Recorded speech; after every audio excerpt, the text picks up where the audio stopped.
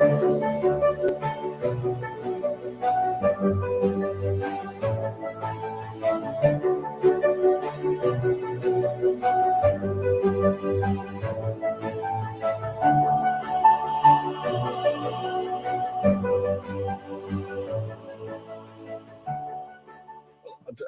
today is probably one of my favorite talks because it's close to my heart, and it has to do with the how we even know that the Quran that we have in our hands that we use today. How do we even know that it is the book that they claim, the Muslims claim, that was revealed to Muhammad between 610 and 632? How do we know that the Quran we have in today goes back that far, 1400 years? Can we actually go in and investigate that? Because the claims they make, they're going to continue to make. And I think this is the difficulty for so many of us. We don't know how to answer those kind of claims because there are so little has been done on the manuscript evidence. Now, I'm just going to put my camera over here. If you look over here to my right, you will see I have some of the earliest manuscripts. Here is the Topkapi. Right below it is the Ma'il, and below that is the Petropolitanus. I will be going into these three in the talk today. I also have the St. Petersburg manuscript. These ones are actually life-size, so they're very, very heavy. That's why I don't want to pick them up right now. We will do that later on in this talk. But these are the manuscripts that we're going to be talking about today. These are the claims and the counterclaims. And what I want to do is unpack those claims. I want to go back and see what kind of research has been done. And I also want to debunk many of what the Muslims have been saying about their manuscripts. And they pretty much can say anything they want because nobody has done the research. And that's what you're going to find out as we go through these different manuscripts. So let's go ahead and let's get right into it. And I'll go ahead and share screen so we can follow and I don't go ranting off on other tangents. So let's put this to here. And what we want to ask are, where are these manuscripts? How old are they? And how different are they? Those are the three areas I'm going to be investigating. When we talk about preservation and about the Quranic preservation, Muslims not only have to make this claim, but they have to support it because the Quran itself makes these claims. And the 6 areas, remember I started with 4 back a few weeks ago. Now I've gone up to 6 different claims that I'm going to be working with today. The first one is they always say, and you've heard me say it many times before, that they claim that the Quran is eternal, that it's preserved on eternal tablets. That's in chapter 85, verse 22 of the Quran. So the Quran makes that claim for itself. They're just mimicking what the Quran says.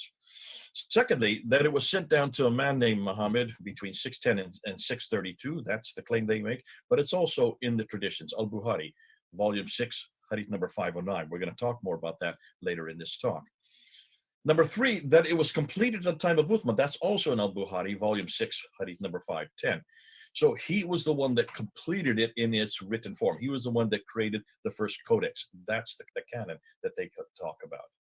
And then number 4, that since that time, since the time of the canon, since the time of the recension of Uthman in 652 up till today, it has not changed. There has not been one word, there has not been one letter that has changed. This is what Yusuf Qadi has said for many years. This is what Shabbat Ali continues to say. Now Yusuf Qadi, as we saw yesterday, possibly he'll be going off of social media because of the disastrous interview that he had back on June 9th, actually exactly June 8th, exactly 4 months ago today. That if you make that type of claim, you're going to have to support it. And the difficulty is the Quran makes that claim. It makes it in chapter 10, verse 15, and then at chapter 18, verse 27. So if the Quran says that it cannot be changed, then Muslims have no other option but to support that. They can't go right or left. The difficulty is how they're couching it. By saying no word and no letter has changed, by putting it up on such a high pedestal, the higher you put it up, the easier it is to fall, and the farther you fall, as we're now finding in the last 4 months. Nonetheless, they still continue to make that claim. I don't know where Yusuf Qadi today, where he would go with that no words, no letters. I don't know if he would say that now in October of 2020, after the interview that he had in June. We'll see. I'm waiting to see if he is still making those kind of statements in a public sphere, in a public forum. That's why he's getting off the public forum. We'll see. Now, the fifth claim is that it is guarded. The reason why it's unchanged, the reason why it has no differences, why there is no word or letter that's changed, is because Allah guards it. And that's in chapter 15, verse 9. Since Allah guards it, it is above any human intervention. Basically, what they're saying is no human has touched this book. No human has touched this book. Because once you touch the book, once you show that humans have touched it, once you show that there is any type of changes or manipulations, accretions or deletions or any type of corruption, you are now admitting that Allah cannot guard his word. And that is anathema. Theologically speaking, and you can see from a whole approach of authority, that stands against everything Islam believes. So that's why they have to make this support for it. That's why they dare not admit that there is a problem with its preservation. And then sixthly, that the Quran was finally canonized in 1924, that the one that we have today, the Quran that we use today, this one here, the one that I've been showing up and I've been putting up week after week after week, this Quran was canonized in 1924. And therefore that is the derivation that we use today. That has never changed in 1400 years and is exactly the same that exists in heaven. So there are the three verses. I should have had them up there as I was going through them. You can read them. You have them in your own Qurans.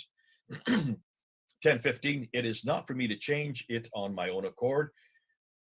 Verily, I fear if I were to disobey my Lord, the torment of the great day will be upon me. 18:27 says, and recite what has been revealed to you, referring to Muhammad, none can change his words. None can change any words of the Quran. And then chapter 15, verse 9, we will guard it. We, referring to Allah in the plural form. So we will guard it from corruption. There it is in the Quran. We don't make that claim as Christians. We would be very careful not to make those 6 claims.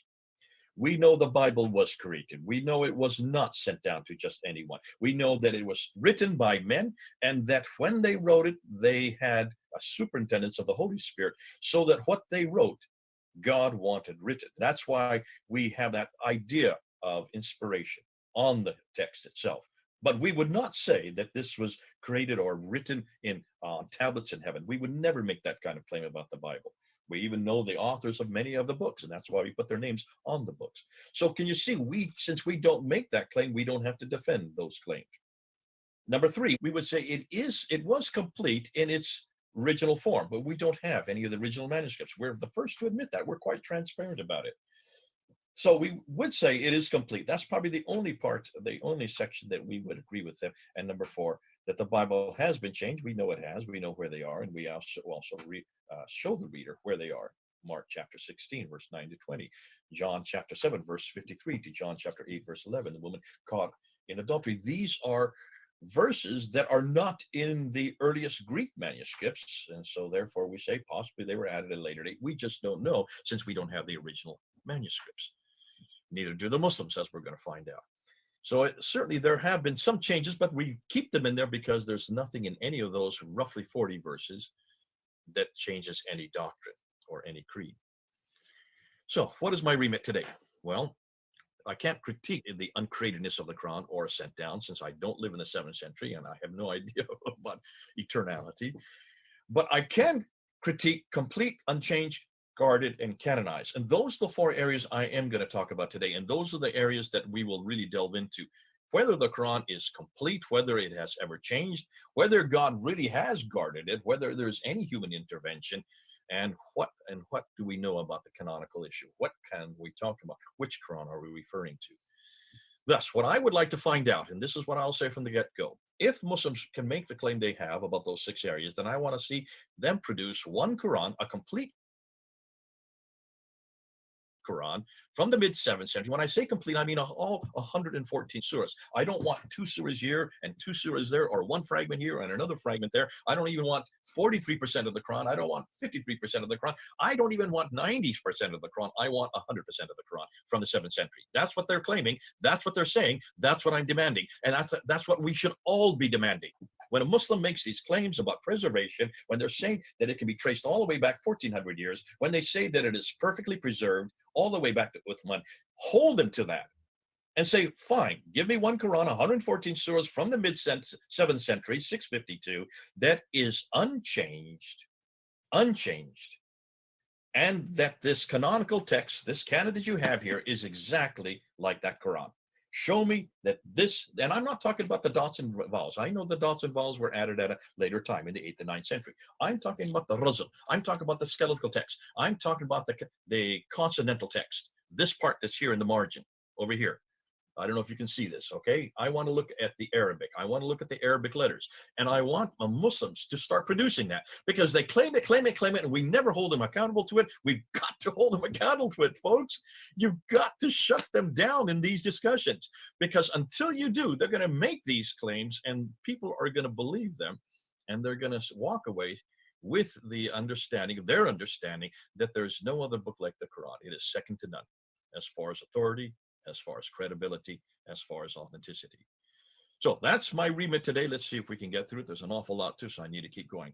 I'm going to look at 6 areas. We're going to look at the 2 compilations of the Quran. Then we're going to move into the 6 earliest Quranic manuscripts. From there, we'll move into the 2 layers of the Sana'a palimpsest. We'll certainly talk about the 2 Birmingham folios and the problems with radiocarbon 14.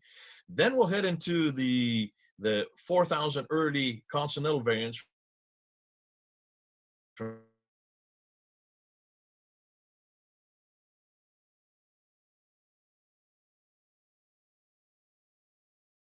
Dan Brubaker's research.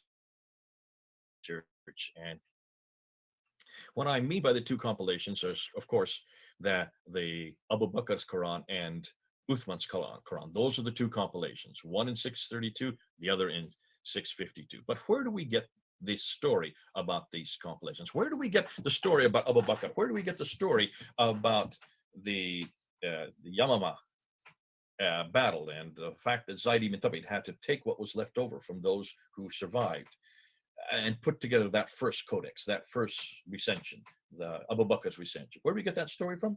Let's put a timeline out and let's see. Because most Muslims, when you talk to them about this, they're assuming that this is coming from eyewitnesses. This is called coming from people who were writing at the time that either Abu Bakr lived or Uthman lived. But that is not the case. Look at this timeline here.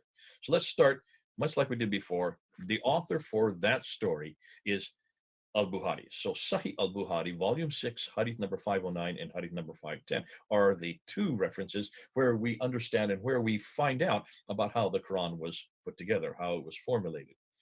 And in al-Bukhari, you'll see that whenever I talk to Muslims, now some, the more educated, will know where he lived, but the vast majority assume that al-Bukhari got it from the eyewitnesses, that what he was writing, that the isnad only goes back 1 generation, that he must be up there. He was from the 7th century. I've heard Muslims even say that he was a good friend. He was one of the companions of the Prophet himself. So let's look at the timeline. Muhammad dies in 632. Okay, that's could be disputed. We're not going to do it right now. The Quran then was compiled in 652 by Uthman. That's what they claim. That's what Muslims claim. But look at where al-Bukhari dies in 870. So he wrote between 850 and 870 his hadith, Sahih Bukhari. That's 218 years after Uthman, and 238, almost 240 years after Muhammad. And that's the problem. And that's what Muslims are not looking at, and they're not aware of it. That everything we know about what the Quran is, how it was created, where it was created, when it was created, who is its author, all these stories upon stories, litany of stories, are 240 years too late. They're way over here in the 9th century. 9th century, not in the 7th century, where they should belong. And we need to make sure Muslims see that. That's why I like to put timelines up there, because Muslims are not aware of what they're trusting. Everything they're dependent on is 200 years too late. So let's continue and let's get right into it. So let's look at that. Here is Sahih Bukhari. This is what he says. I'm not going to read the whole thing there. You can see it on the right there. It's in Arabic. Then you have the English translation. I'm just going to summarize what it's saying here. But this is the reference to the time of Abu Bakr. So Muhammad is dead now. This is about a year to 2 years later. They've had this big battle in Yamama. And about 70 of those who had recited the Quran died in the Battle of Yamama.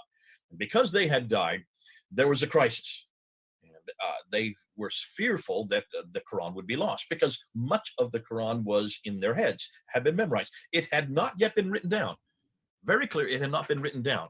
And that's why, if these memorizers, those who had memorized the Quran, were dying off in such large numbers, 70 in this case, then you can see that this created a crisis for Abu Bakr and Umar. So they call on Zayd ibn Thabit, and they come him into the throne room, and they ask him to write the Quran down. Write that from the memory of the companions and from bones, stones, and pieces of art, things like that. At first, he refuses. He says, no, I don't want to do this. And they said, it's a good thing if you do this. They said, okay, but how can I do something the Prophet didn't even do? In 22 years, he never wrote the Quran down. So how can I do something that he didn't do? He's asking a very legitimate question. They said, because you're his secretary. For goodness sakes, what do secretaries do? They write things down that their employers tell them to. So he finally agrees to do so. And he writes it down, and he gives it to Abu Bakr, who then gives it to Umar, who then gives it to his daughter named Hafsa, who used to be one of the wives of Muhammad. And she puts it under her bed. Now, it doesn't say that here. We just know this from the later traditions, that that's where she kept it. She put it under her bed for 20 years. Okay, now let's jump to the next hadith. Right after 509 comes 510. And that one then picks up the story 20 years later. So now we're in the time of Uthman. Abu Bakr has died. Umar has been killed. Uthman now is on the throne, and he is the caliph, and he is there in Medina. He sends up his soldiers up to a battle way up in Azerbaijan. And as they're up there in Azerbaijan, they hear other Muslims who are reciting the Quran differently than they recited there in Medina. And they hear it coming out of Iraq, and they hear it coming out of Syria. And they get really upset. And Hudayfa, who is the leader of the Medinites who are up there, he comes back to Medina. He's infuriated. He actually went to blows against those in Iraq and Syria who were fighting alongside them, because they were reciting the Quran differently than what he knew it and had him memorized it. Comes back down to Medina, confronts Uthman, and says, we've got to do something. We cannot have many different Qurans like the Christians have many different Bibles, and the Jews, we must have just one Quran. And so Uthman agrees. Okay, let's just have one Quran. And so he says, get Zayd ibn Thabit, the same guy that wrote the first one there 20 years earlier, bring him up, and then I'm going to give you 3 men. And these are Zubair, Alas, and Ibn Hisham. Who are these 3 guys that he gives to Zayd ibn Thabit? Well, now we find out that they're his son-in-laws. They're the son-in-laws of Uthman, which means they have no expertise. These are not scholars. They're nothing more than part of the family. So he gives them, I guess, to make sure that Zayd ibn Thabit doesn't do anything that goes against the family name. Whatever the reason, we know that these other 3 really are not scholars. They're nothing more than men who have married the daughters of Uthman. So the 4 of them are given the responsibility to write the Quran in the Qurayshi dialect. The Qurayshi dialect. What's the Qurayshi dialect? We'd love to know, because we can't find this Qurayshi dialect. There is no dialect called Qurayshi in the 7th century. The Quran that we have today, the Arabic that we find in this right here, this Arabic, according to Al-Jalad in his seminal work that he did in 2018, just 2 years ago, has pretty well delineated that the Quran, the Arabic that's in the Quran, is not from the central part of Arabia. It is certainly not Qurayshi.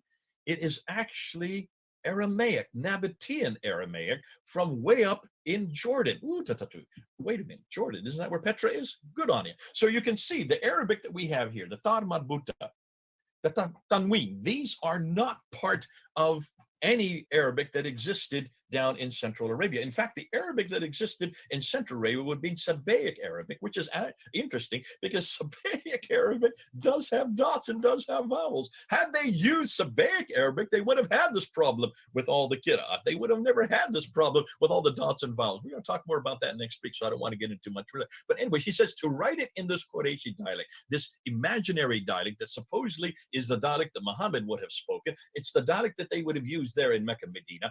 And that suggests, therefore, that this is the dialect that's in that tablet that's up there in heaven. And therefore, Allah only reads Qurayshi dialect, the Qurayshi dialect. We're going to get into that, but can you see? What for today, though, let's just talk about that idea. So he brings it, puts it into one dialect, hands this codex to Uthman, who then makes 5 copies and sends them to 5 provinces. And then he takes all the other ones that disagree with this Qurayshi dialect, takes all of them, and he burns them, destroys them. So he takes all the Iraqi ones, all the Syrian ones, anything from Damascus, anything from Kufa, anything from Basra, and he destroys it, burns them up. So there's no trace of any other Qurans. That's according to al-Bukhari that we're reading right there. Okay, let's put this on a timeline. You remember we talked about this in the last week. So we begin with one Quran, right? We begin with one Quran. That's the one that was revealed to Muhammad. And that's the one Quran that existed when he died. However, we're also told that Jibril comes up to him and actually they have a discussion. Muhammad says, there are so many people who don't understand Qurayshi. The Qurayshi dialect, could you reveal it in other ways? So he reveals it in 6 other ways. So now there are 7 readings, or 7 different Qurans, 7 different ways of reading it by the time he dies in 632. So now we have 7 Qurans, right? But then Uthman comes along and he says, no, we don't like these other readings. I'm going to destroy them, burn them. And so he brings it back to 1. And that's the Qurayshi dialect, all right? So by 652 now, it's back to 1 again. Are you following me? We did this last week, so I don't think this should be new to you. But they then sends that Qurayshi dialect to 5 cities. He once remains there in Yathrib, which is Medina. One was sent down to Mecca. One was sent to Basra. The other was sent to Kufa, just not too far from Baghdad. And one was sent to Damascus. So 2 in Iraq, 1 in Syria. And what did he do? He made sure that those that were already there were destroyed, and he replaced them with the Qurayshi dialect. So that's why they're all green again. So now you have 5 cities now have this Quran in just one dialect, the Qurayshi dialect, in all 5 cities. And now we're back to one Quran. Everything's safe and fine, except we get these traditions that speak about other Qurans. And here's one up in Damascus that became popular, that was created by one of the companions of the Prophet named Ubay ibn Ka'b. And his Quran up in Damascus, way up there in Syria, had 116 surahs, not 114 like we have today. Another one appears there in Kufa or Baghdad, which is by Ibn Masud, which is even considered to be even better. And it is much better than Zayd ibn Thabit, because when Zayd ibn Thabit was just a little lad, Ibn Masud had already memorized the Quran. So his is 111 surahs. Some say 110, some say 112, but it's not 114. So you can see we're talking about different Qurans here. And take a look at where they are. They're way up in Syria and they're way up in Iraq. And then a third one comes out that is very popular in Basra, and that's written by Ibn Musa. It does have 114 surahs. Is it the same 114? Is it the same Quran of the Qurayshi Quran? Who knows? We can't find them. We just know about them, references to them. But I'm going to say something about one of them, Ibn Masud, a little bit later in this lecture. And then, of course, then you have Zayd ibn Thabit, who's there in Mecca. Oh, no, that's right. Not red. It is green. Make sure it's green. So there you have it. You have, though we are told in al-Bukhari that the Qurayshi dialect has been sent to these 5 cities, so they are only reading the Qurayshi dialect. That's what we're told. We then hear all about these other manuscripts that appear. Ubay ibn Ka'b's, Ibn Masud's, Ibn Musa. Those are the 3 main ones. Listen, there's many more than that. And Dr. Arthur Jeffrey, when he did a research just looking at the traditions on these other codices that existed, he found 15,000 differences between those codices and the Quran that supposedly that we have today. So let's continue on and let's ask some questions. Why did Abu Bakr, why did he not make copies? When he had that first one, why did he just make one copy and give it to Hafsa, who put it under her bed? Isn't that a lousy place to keep the only copy of the Quran? Wouldn't it have made an awful lot more sense to make copies immediately, like what Uthman did later, and send them out to all the cities so there would not be a multiplicity of different Qurans? Second question. Muslims say that thousands died at the Battle of Yamamah. That's why they had to quickly write it down. That's not the case. According to traditions, only 70 of the Hafiz, those who had memorized the Quran, died in that battle. Now, doesn't this prove that there was very few who actually knew the Quran? If only 70 had died and this caused the crisis, then that suggests to me that very few had memorized the Quran. And if 70 is going to cause a crisis, then how many more actually memorized the Quran? And also, if 70 were killed, what happened to their memories? Are there parts of the Quran that died with them? Because they didn't all memorize the same thing, and they all did not have the same Quran, as we're going to find out. I mean, you can already see, I've just in the last slide, I showed you there were actually 3 different Qurans that we know of that are up in Iraq and Damascus that do not at all equate with the Quran that was finally canonized there in Medina. Also, Doesn't this moreover prove that the memorization was not good enough to preserve the Quran, as Muslims constantly claim today? They always say we don't have to worry about the manuscripts, we don't have to worry about any writing. It was memorized. No, well, that wasn't good enough for Abu Bakr. It certainly wasn't good enough for Uthman. The fact that memorization was not good enough, that it forced them to have to write it down, suggests to me very clearly that they did not have it memorized, or if they did, it was not at all authoritative enough. Number three, how could there be dialectical differences in the mid-7th century? Remember, as I said before, and I said with the qira'at problem, you can't get dialectical differences in the Arabic script until you have dots and vowels. You have to have those 5 dots, and you have to have the 3 vowels, the dhamma, the kasra, and the fatha, plus the 5 dots. Until you have those, there is no way of reading the text any differently in a script form. And those dots and vowels did not exist in the 7th century. There were only 16 letters in the 7th century. They had to then up it to 28 letters by the 8th and 9th century by adding the dots and vowels. And then, of course, you have a whole multiplicity of ways of knowing of where to put those dots and which dots in what, over what letter or below what letter, and which vowels above or below the letters. So you can see that this would not make any sense to have dialectical differences or even a Qurayshi dialect there in the 7th century. But the reason why it is there is because it's written by al-Bukhari. Well, Bukhari is writing in the 9th century, between 850 and 870. So from his perspective, looking back on the 7th century, he assumed that this was because they needed a dialectical purification. They needed to eradicate the other dialects and only have one dialect, without thinking through that there were no dots and vowels to delineate that. Can you see a problem? This is an error built into al-Bukhari, volume 6, hadith number 510. Now, number 4, why in the world did Uthman burn the other copies? Now, Shabirati, in his video of May 19th, he says, listen, the reason why he burned it is because these were different dialects, which were different recitations. Different recitations. Recitations are oral. Recitations are not scripted text. You don't burn orality. How can you burn someone's mouth? How can you burn unless you burn them completely? So you cannot burn a person. You have to burn a book, and it's the books that are born. If he's burning books, that means there's a scripted text. If it's a scripted text that is different, that means it has nothing to do with the dialectical differences. It has nothing to do with any Qurayshi or Kufan or Damascus dialect, because there is no scripted text that would accommodate a dialectical form, as I said earlier, in the 7th century. Until you have dots and vowels, there's nothing there to burn. You can't burn anything. And when you look at the earliest manuscripts, as we are going to look on today, they don't have any dots and vowels. Can you see a difficulty with this? And that's why it's fascinating when Shabirati says these are nothing more than dialectical difference. No, the fact that he burned them suggests to me pretty strongly that these had different scripts, completely different razm. Razm means skeletal text. These are consonantal letters. That means completely different words, which means completely different Qurans. Now, I would love to be able to see those Qurans. Too bad he burned them, so we don't have them to compare with. But isn't that the case always with Islam? They always burn what they don't like, or destroy that which is a little bit puzzling, or in this case, damaging. Number 5, the fact that Zayd ibn Thabit came upon Surah 33:23 with one man, Khuzaima ibn Thabit al-Ansari, proves that the Quran wasn't even complete in 632. Could there have been many other surahs that he missed? What about the material which was lost with those killed in the battle at Yawma in 632? 70 that were killed there. What about the Qurans that were also up there in Iraq and also in Syria? Did they have extra surahs? Looking at certainly they did, because we know Ubay ibn Ka'b had 116. We know Masud had 111. So you can see, with all that's coming in, it looks like that there's quite a multiplicity of different Qurans that were of different sizes, that had different words and therefore different meanings.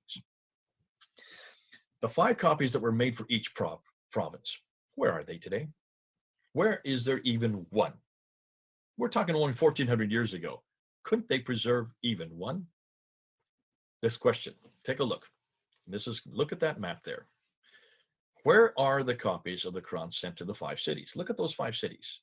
Those 5 cities are still under Islamic control today. They've always been under Islamic control. For 1400 years, they've been under Islamic control. How can you tell me that if you send 5 copies to 5 cities, all in the Qurayshi dialect, that they have not been able to be retained in 1400 years. No, there have been no floods. I don't know of any fires. I don't know of any destruction of any libraries in any of those 5 cities in the last 1400 years. I'm not told that anybody has actually destroyed any Quran in any of those 5 cities. So what happened to those original 5 manuscripts? Where are they? 5 readers were sent with every one of those manuscripts. Why is it the readers could not preserve it? And why in the world is this just sheer ineptitude by the Muslims? So can you see this this is fraught with difficulties. They're only 1400 years. Listen, we have the Sinaiticus, the Vaticanus, which are 1700 years old. They're in the British Library in the Vatican. The Alexandrinus, which is 1600 years old, they're also in the British Library. If we can preserve 3 metropolitan codices in a time of oppression, remember, there's been all kinds of oppression. These manuscripts have been manipulated and sent all over the place. They were found there in St. Catherine's Monastery, for heaven's sakes. And they've withstood 1400 years of Islamic oppression, and we still have them today. How is it that we can come up with 230 New Testaments before the 6th century, and Islam can't even come up with one of their greatest revelation? Their greatest revelation. 5 sent to 5 cities. And in 1400 years, they still not can show us one of these manuscripts, not one of them. All of these cities are still under Islamic control. Even one completed in 7th century copy would suffice. That's all I'm asking for, just one. And then what about all the qira'ats that I have up there? All about my qira'ats. Goodness sakes, what about then the almost 700 qira'ats that begin to start appearing from 736 on up until 844, 9th century, were then canonized in 936 and then recanonized in 1388. And then recanonized again in 1429, and then recanonized yet another time in 1924. So folks, I mean, these are simple questions that we're asking. I'm not asking anything that's difficult, and Muslims should be able to answer these questions. You also need to ask these questions. You cannot tell me that there's 5 copies were sent to 5 different cities with the intention that nothing would change. They were sent there to preserve the text. Well, they've done a pretty lousy job if they can't even come up with one of them. Not even from Mecca and Medina do we have a manuscript that goes back to Uthman. Not one, not one. Ooh, so let's look at the 6 earliest Quranic manuscripts. Let's get right into it. I just want to keep on my check on time so that we don't go too far. By the way, this is iced tea. It's not beer. Everybody think I'm a beer drinker. I love beer, but I'm not drinking while I'm speaking. This is iced tea that we love here in America. I'm not asking you to love it. I know you British are sitting there gnarling your teeth and gnashing your teeth, excuse me, because we dare desecrate tea by not putting milk and sugar in it. Sugar, yes, not milk. Let's continue on. 6 earliest Quranic manuscripts. Now, these are the ones, and this section here is something that I introduced way back in 2014. These 6 manuscripts I held up facsimiles, or I held up pictures of facsimiles back in 2014 in my debate with Dr. Shabirati. So this is not new material, although we're finding out new things about him. And remember, for those of you who have seen that debate, that was on August 29th, there in Toronto. I talked about these 6 manuscripts, and Dr. Shabirati, considered to be one of the leading authorities on the Quran, could not and had not even looked at any of these, was not even aware of these 6 manuscripts, did not do any study on it, still hasn't done any study on them that I'm aware of. Yeah. So here we have a real problem, because if back in 2014, when I held them up and I showed them up, and that was, I think, the first time that the world had really seen them. I don't think anybody there, the scholars had known about them, but nobody outside of scholarship and academia had realized that there were not just 1, but 6 manuscripts, and that these 6 manuscripts were well documented. We know where they were. We know where they are preserved. We know where they lie, and that there had been this scholarly work done by these 2 Turkish scholars between 2002 and 2007. This was the first time that anybody had heard it publicly, and that's why it went viral all over the world, and still is. And because of that, in some ways, we are way ahead of Islam, of the Muslim scholars, we being those in the West who are actually studying the manuscripts, the Orientalists. I use that word. I don't run away from it. So let me go through and unpack that. I'm not going to do an exhaustive review of any of these manuscripts for one very good reason. they would take 2 hours per manuscript just to unpack. And we don't have that kind of time. You can't, I don't want to spend too much time. Go and see my debate. It's 6 years old. It's still almost everything that I say there, I would still hold today, although we have gone ahead with what we now know about them. Now, here's the problem. I want to say there has been some research on these manuscripts, but very little research. Why is it we know so little about these manuscripts? Well, because this whole idea of researching manuscripts is absolutely anathema in Islam. Muslims do not do this. They just don't research manuscripts critically for one very good reason. It's not very healthy to begin with. And secondly, they don't see any reason for it. So unlike the Bible, textual criticism is unknown in classical Islam. I don't know of any study or any real good books that have been written on textual criticism of the Quran. What they do and how they find Qurans, and the reason why they consider one Quran to be better than another, has more to do with isnad, and other than who did this come from, the name of the change of name from where this manuscript was derived, or whether or not it is a caliphal manuscript, or whether it comes from a certain family, or even where it comes from a certain place, like we saw with the qira'ats. Remember the qira'ats that we talked about last week? Qira'ats were chosen not because they looked at the text. Nobody even opened any of them. They didn't look at any of the words. They weren't even interested in the reading. They weren't even concerned with whether or not the text jived with that which the reader, from which they came from the same stable they came out of. They weren't even concerned with that. They wanted to know how many students they had. They wanted to know how popular they were. They wanted to know from which family they came from, or what city they came from, like the Warsh text. It came from Cairo, and it didn't come from Medina, and that's why they chose him. Fascinating. There's been no textual criticism done of any of these manuscripts. That's what we're doing. We're the first ones to do that. Those of us in the West. And there's a team that is actually getting together to do this. I can't say too much more about it because that's still in the works. But can you see, since this has not been done, there's very little known about these manuscripts, other than the fact that they're on display. And the one, the top copy, this one here, during Ramadan, they will put it on display every Ramadan there in the Topkapi Palace there in Istanbul, and they will show it to the world. But no one has ever really looked at it from the Topkapi Palace that I know of that has actually asked whether or not the words or the phrases or the sentences or even the surahs are exactly the same as others. It was these two Turkish scholars who were the first to do that. And they just did that between 2002 and 2007. That's this century. We're just talking about 18 to 12 years ago. So you can see the difficulty that we're dealing with. It's difficult to research manuscripts. Let's say that from the get-go.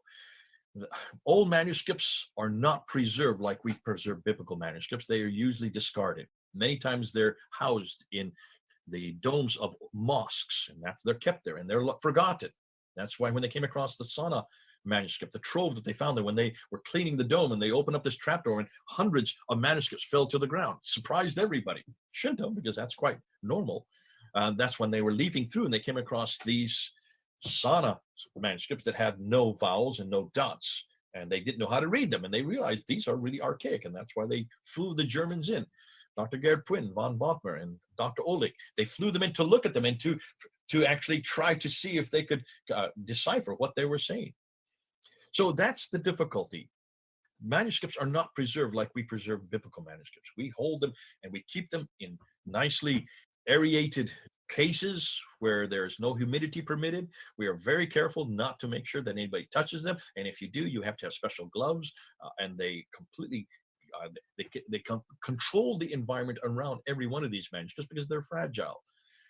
Islam doesn't do that with their manuscripts, has never done that with their manuscripts. Now, they are starting to today, yes, today, because of the pressure coming in from the West to do just that.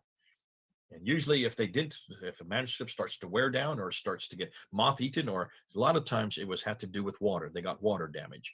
They would either burn them or they would store them away. And the problem is getting access to these manuscripts. This is something that Dr. Brubaker really showed me when I in my talks with him. He had the most difficult time getting into these manuscripts because many times they're in libraries, or they're in palaces, or they're in some cases they're in mosques, and you can't just walk into them. You can't go and look at them. And so you have to create a relationship with the person who actually is in control of them. And so he had to go to the libraries and to mosques, and he had to go and make relationships with every one of them. And that's why he was able that finally, because of all these relationships, going back and forth to St. Petersburg, to Turkey, going back to Cairo, going out to Sana'a, in Yemen, going to these countries, into these cities, into these libraries, that he was able to make that relationship so that he could just simply film them, make pictures of them, and be able to look at the changes that have been done to the script. It's also a dangerous field. This is one of the only areas of research where you can lose your career quite quickly.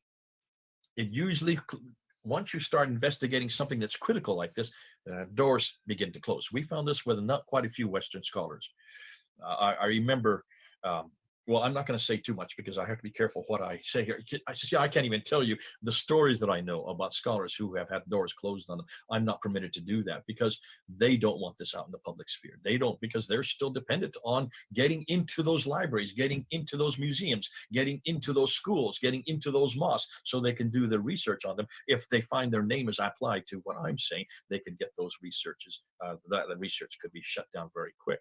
And it may cost you your lives. Look at what happened to John Wansborough and Patricia Qu'ran. Both of them, John Wansborough at the School of Oriental and African Studies, when he wrote Quranic Studies and Sectarian Milieu, those two books in the 1970s, he got death threats. And as a result of those death threats, he had to shut down his research. He moved to France and he stopped any more research on Islam. He went into tax laws, things like that. Dull and boring subject. But he had to, because he had this death threat over his head. When Dr. Patricia Qu'ran, when she was at Oxford University and wrote Hagerism and followed that up with Meccan Trade and the Rise of Islam in 1987, she got death threats. And as a result, she had to move from Oxford up to Cambridge. And that's where I met her. And I remember talking to her about this before I did my debate back in 1995. And I remember asking her, you know so much, you have such good material. She pretty much put my debate for me. She put it together, showed me all the 10 different questions I should ask, show me what I should say, what I shouldn't say, how I should say it better. And I finally turned to her and I said, why don't you do this debate? And she just smiled. She says, I can't do this. I have a chair to protect. I've already got a death threat. I dare not go into public. I just write books. You can. You have the freedom to do this. I don't have this type of freedom. She told me. That was back in 1995 when she told me that, 25 years ago. So this is a problem with research. What you find will shut doors, will bring down your careers, and may even kill you. And that's why so few people want to get into this area of research. And even yesterday I was on phone calls with two of world-renowned experts, and both of them do not want their names to be put into public. They will give me the material, they will tell me what they're finding, but they did not want their names to be publicized. And I'm saying here, since what area of research do you not publish people's names? Do you not give credit where credit is due? Why is it I cannot say about these guys and these gals? Why can I not talk about them? Why can I not lift them up and say, great work, look what you're doing, this is terrific, we need more of it? Because they know that if I were to use their names today in this broadcast, so that this will go up on YouTube, and that if this got out, they would lose not only their chairs, but they would also lose an awful lot of their future research, would go down the drain. So it's really rare. This is probably the only area of study that I know of that will shut down your career and maybe shut down your life, depending on what you find, unfortunately.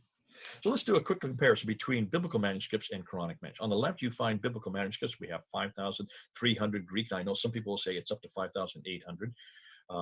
10,000 Latin Vulgates, 9,300 other Latin. You put those together, just the manuscript evidence we have for the Bible, that's 24,000 manuscripts that we can look at. Huge amount. Over on the right, the Quranic manuscripts, 6 major manuscripts, and others like the St. Petersburg manuscript, the Doha manuscript, and others that are not as authoritative nor as early. Maybe possibly, according to what Dan Brubaker tells me, up to around maybe 10 other ones. So you're talking about at the most 16 to maybe possibly 20 lesser manuscripts. And that's the difficulty. That's the difficulty. They're just so few manuscripts, and nothing on the scale that we have in the biblical manuscripts. The biblical manuscripts are not even more plentiful. They're much better to look at. They're much better preserved. They're easier to read, and they're much more accessible. You can go into almost any of these manuscripts. Most of them are up online. You don't even have to go physically to see them. They're all in picture form, except for the Sana'a manuscript and a few others. We don't have anything that's comparable in the Quranic, on the Quranic side. We also, on top of that, from the manuscript evidence, we have 19,000, more than 19,000 translations in 11 different languages. We have 2,135 lectionaries from the 6th century. We have 86,000 early church fathers quotations. Over 36,000 of them predate the 4th century, predate the manuscript evidence, predate the Sinaiticus, the Alexandrinus, and the Vaticanus. As I've said many times, when you just look at the Gospel of John, just by looking at the early church fathers quotations of the Gospel of John, you can recreate the entire Gospel of John except for 11 verses. Ooh, I love that. Which means we can throw out all the manuscripts. Please don't, please don't. I want to preserve them. We can throw out all of the lectionaries. We don't need any of the translations. We don't need any of them. We can just go back to the early church fathers' quotations and reproduce almost all of the New Testament and the Gospel of John, the most important gospel when we're working with Muslims, the one that has the highest Christology, the one that zeroes in on the divinity of Jesus over and over again. That one we can recreate just by looking at these early church fathers' quotations from before the 4th century, before the Sinaiticus, before the Vaticanus, before the Alexandrinus, before any of the earliest manuscripts, and we can still reproduce the entire gospel except for 11 verses. That's how great a trove we have. That's the brilliant part of the fact that we pretty well know what our Bible is. Islam cannot make that. We're going to talk about the 63 fragments that the Muslims have pushed forward. They've just been pushing this for in the last 2 years. These 63 fragments that they claim support the entire Quran, at least 96% of the Quran by the 1st century. That's how desperate they are. That's how desperate they are. My gosh, I'm so glad that in our biblical research, we don't have this kind of desperation. When you look at the canonical process, we know that the canonical process was not something that was done year after year after year after year over periods of hundreds of years. The canonical, we know that the canon was pretty well put together by the early church right within the very first centuries, and there was really only 5 criteria. Was it authoritative? Was the author confirmed by God? Was it truthful? Was it dynamic? And was it used? That's all that was needed to know which are the 27 books that were needed for the New Testament. When you look at the canonical problems that they have on the Quran, Shadi Nasr has done an amazing job of showing that there are actually 5 different periods of canonization. 5 different periods of canonization. They did not happen at once. The first canon was that by Uthman in 652. And then you have a second canon that was put together, and that's the Qira'at canon that by Ibn Mujahid in 936. That's 300 years later. And then on top of that, you then have another canon where the two transmitters for every one of the readers was then canonized by Al-Shatibi in 1388.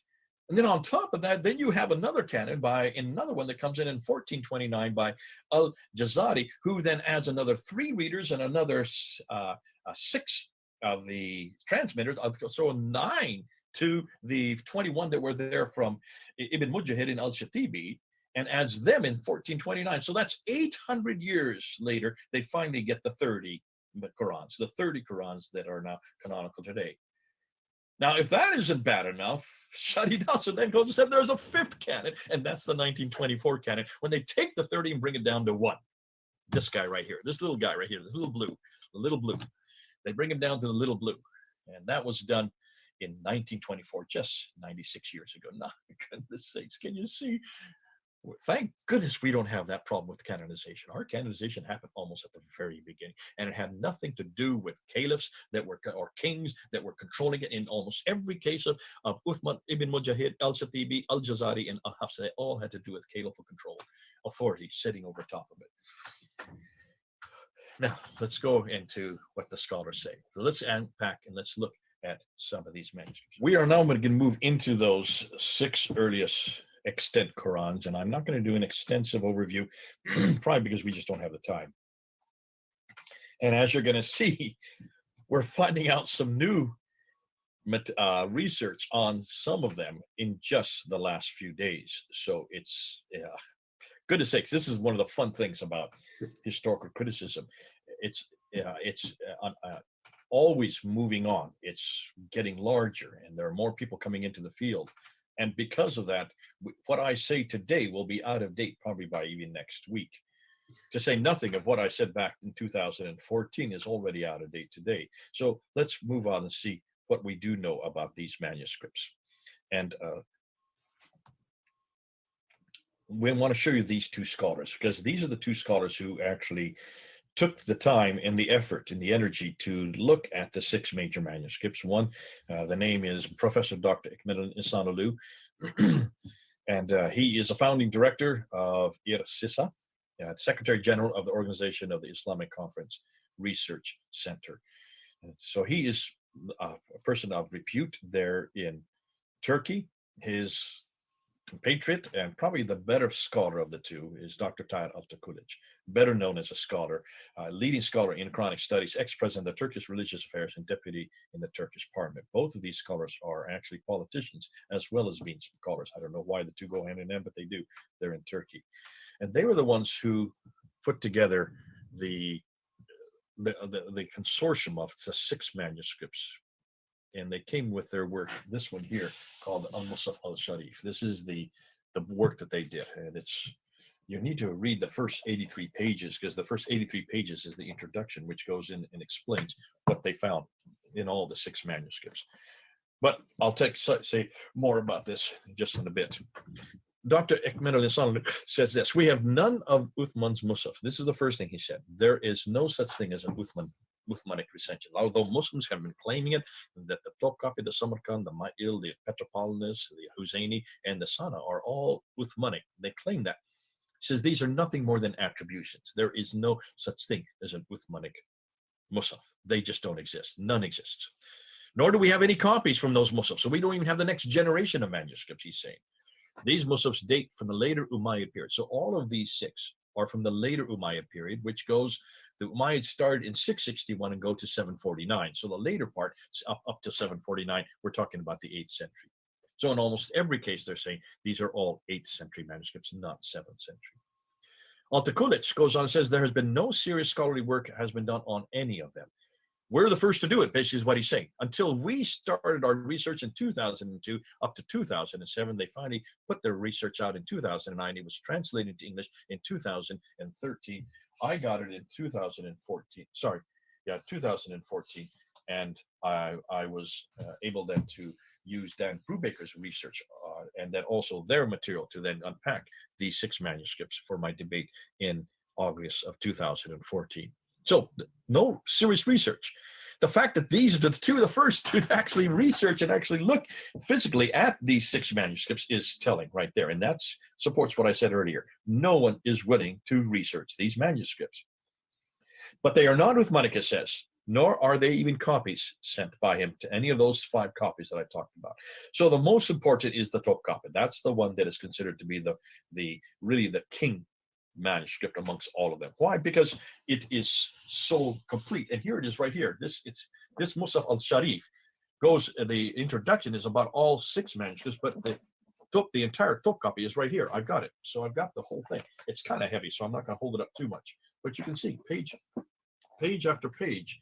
And so it's about 99% of the Quran, though there's so much water damage in many of the pages that some say there is as much as low as 78% that is readable. And you can see there are all kinds of damage to the manuscript. I'm not really showing it that close, unfortunately, because it's just too heavy to do it. But you can see there are difficulties. They didn't really keep this that well. If this is the best they've got, and they didn't keep it that well, that says something about either their view of manuscripts or the fact that they just were not in the mood to preserve them. So the Topkapi Musaf probably is dated to the early to mid 8th century. I'm going to dispute that with something I just heard yesterday. Nonetheless, let's go ahead and keep with the slide that we have here. Now, that you can see there on the picture there are parts of it that are so damaged that almost half the page is missing. And they have later diacritical marks that are added at a later date, and they're usually in a different color. That pretty much shows you that they're done. Those dots were added at a later period. Altıkılıç says this about the Topkapi. It is dated to the second half of the 1st century AH. So AH is from 622 to 719. To the second half would be about 670 to 719. And the first half of the 2nd century. So really that would be from 719 up to 770. So anywhere between that period. So he's really saying, he's giving us a 100-year period, which is not really helpful. And this is the problem. they don't know how to date these manuscripts at all. They really don't know how to date them. But at least he's saying the second half, which would put it into the 8th century, and then the first half of the 2nd century, which would put it into the mid-8th century. Even though we would like to publish the sacred text as the Musaf of Caliph Uthman, he would like that, and we would like to say that this is Uthmanic. Our research indicated that it was neither the private Musaf of Caliph Uthman nor one of the Musafs he sent to the various centers, the 5 that he sent to those 5 cities, to Medina, Mecca, Basra, Kufa, and to Damascus. His conclusions, there are deviations from the grammatical rules and spelling mistakes in the Musafs attributed to the Caliph Uthman. In fact, he says there are 2,270 instances where there is a difference from the consonantal skeleton of the Fard Musaf. That's what he's come up with. He came up with 2,270. Now, again, he did a cursory look at it. He hasn't really done nearly the work that is being done now on the Topkapi, and that I'm going to say in just a bit, because what we now know is that there is much more than that. Here's what Keith Small did. He just gave an example of one of the differences. I'm going to give you some more later on when I look at Dan Brubaker's example, because he gives us some other examples of variants. You know what we concealed and what he revealed in Surah 14, Ayah 38, in the Qu'ran text, the one that we use today now. It's, you know what we conceal and what we reveal. So from he, it's gone, from singular, it's gone to plural. Here's another example, chapter 3, verse 158. The Topkapi reads, if you should die or be slain, you shall not be gathered. In the Qu'ran text that we use today, the Hafs text, if you should die or be slain before him, you shall undoubtedly be gathered. So again, that changes the meaning. Does it change the theology? We'll see. Now, this is something that I just received yesterday. Well, actually, 2 days ago. I'm off by one day. On October 6th, I was in touch with one of the leading scholars on the Topkapi manuscript, and I had a good talk with him. And he said, this is what he said.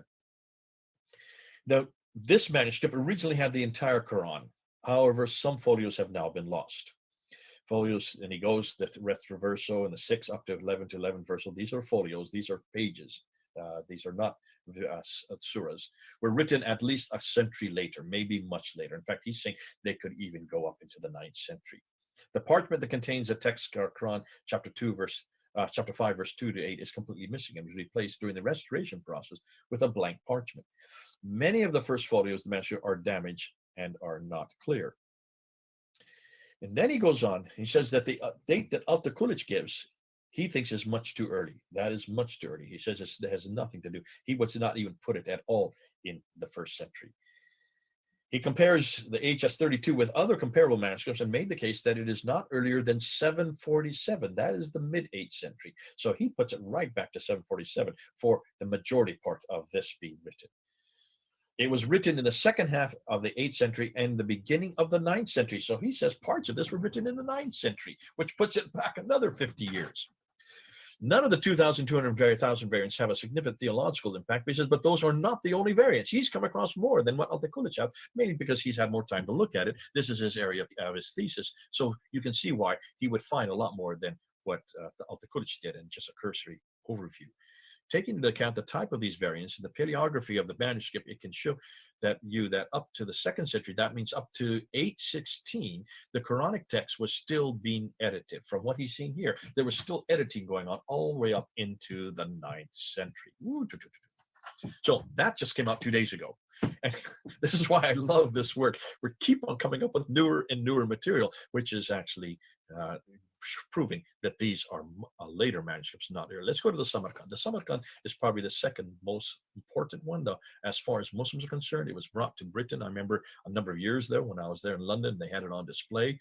It's called a monumental text. You can see why. It's very large, has very large writing, which all in itself shows you that it's a later manuscript, as Dr. Francois Doroche says in his work on the German work on the manuscript evidence. He talks about the fact that this was borrowed from the Christian manuscripts, and the Christians were using this kind of monumental text on their Greek manuscripts for the New Testament in the 8th and 9th century. So this could be even later and be the same as that. It's very unsophisticated, but the script does help date it. Now, according to Al-Takulich, what he says about the Samarkand, it is not Uthmanic, as it dates from the 8th century. It does not date from the 7th century at all. So he puts it almost 100 years later. And there are 6 reasons to discredit this manuscript. He said it has undisciplined spelling, it has different writing styles, it has scribal mistakes, it has copyist mistakes, it was written by someone with very little experience in Arabic, and it has later addition, and it only goes up to Surah 43. Remember, there's 114 surahs in the Quran. This is not even half the Quran. So you can see why he dispels. In fact, he says this is not a good manuscript to use because it has so many errors, and it is done by people who are just inept. Of the 43 surahs that do exist, that are there, only one of them is complete. Only one of them is complete. That's Surah 6. 24 of the surahs are partial, and 18 just don't even exist. So even when you say 40, it goes up to 43 surahs. You're not talking. You've got to make sure and tell you what we mean by those 43 surahs. So you can see it has an awful lot lacking in it. What about the ma'il? Well, I have the ma'il right here.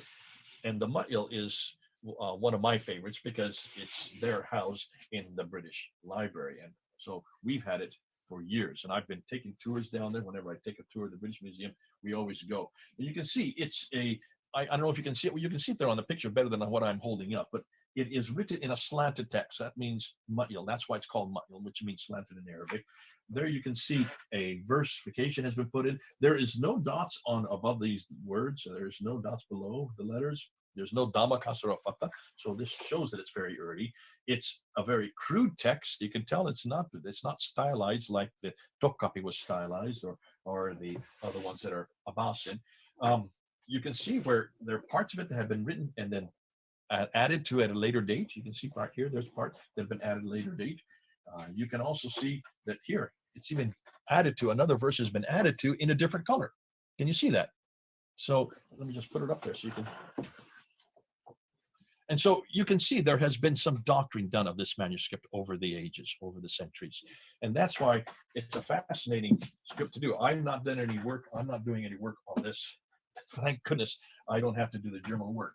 But it's fascinating that when you look at the ma'il, there has been a disputation as to what the date is on it. The style of writing, some helps you to date it, but it again, like the Samarkand, it only goes up to Surah 43. What isn't that curious that they both stop up at Surah 43? Why is that? So only includes about 53% of the Quran. Now, Altakulich dates it to the early 8th century. Dr. Martin Links, who was curator for the library and had much more time to study this manuscript and is British himself. He was a Muslim convert. He dated it to the late 8th century, about 790. Altakulich puts it much earlier, about 60 to 70 years earlier there. So you can see there's a dispute amongst the experts. Who is the one that's correct? That has yet to be decided. And you can see the problem is, how can you date it? What can you date? You can't date the parchment, because the parchment, if you use radiocarbon dating, as we're going to see later, that just tells you when the animal died. It doesn't tell you when it was written. Let's go to the Al-Huzayni. The Al-Huzayni is the one that's there in Cairo. It's the one that you can see there pictured. It's also a monumental text, much like the Samarkand. Is it the Caliph's Quran? According to Altakulich and Ekmel and Asadulu, it is not. Altakulich says this of the Al-Huzayni: this is not Uthmanic. It is not from the 7th century. It is dated from the early to mid 8th century. So he puts it into the 8th century. It was stated that the Cairo copy might have been written on the order of Abd al-Aziz bin Marwan in 704, that the governor of Egypt. However, the reason for reaching this conclusion has not been explained. We share the view that this copy is not one of the Muslims attributed to Caliph Uthman. Now, François de Roche does not agree with Altakulich on this. François de Roche, who is the leading scholar in the West on the earliest manuscripts, he is at the Bibliothèque Nationale de Paris there in France, and he is the one that controls the Petroponus, which we're going to talk about. He dates this manuscript to much later. He dates it to mid 8th century, maybe even later than that. He says that this is a monumental manuscript, and therefore they are much later. That's why they're so much bigger, probably the late 8th, maybe even up until the 9th century. And you can see those arrows are pointing to coverings where they're censoring the text. I'm going to be talking about this, so I'm not going to go into more when I talked about Dan Brubaker's material, because this is from Dan Brubaker's book. But take a look there. You can see 8 different coverings on one page. These coverings are censorship, and that's one of the difficulties.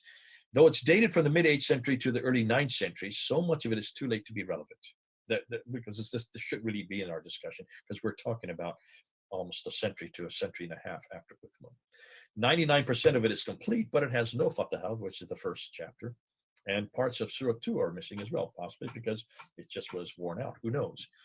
It has enormous amount of coverings written over the text, which now correspond with the 1924 Hafs, meaning that what they covered and what's left behind after they cover it now supports the 1924 Hafs text that we use today.